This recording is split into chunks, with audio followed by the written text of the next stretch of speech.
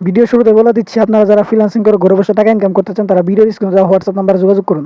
ফেসবুকে তো সবসময় বাজে মন্তব্যের শিকার হতে হয়, সবাইকে হতে হয়। সবাইকে এটা তুমি শিকার হয়েছো এমন 3টা কমেন্ট বলো যেটা ভীষণ বাজে লেগেছে তোমার কাছে।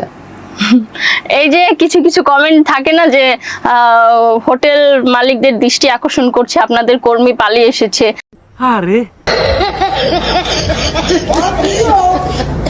এই ভাই তুই কি দেখছিস, মানে তোর আব্বারে নিয়ে কি হোটেলে গেছিলাম, তুই কিভাবে আমাকে আবাসিক হোটেলের কর্মী বলিস? क्या बात कर रहे हैं? আর এটা বলে বউ ব্যবসায়ী। ভাই আমরা কোন জন্মে বউ ব্যবসায়ী করছি? যারা বউ ব্যবসা শুরু করছে তারা গাড়ি করছে, বাড়ি করছে।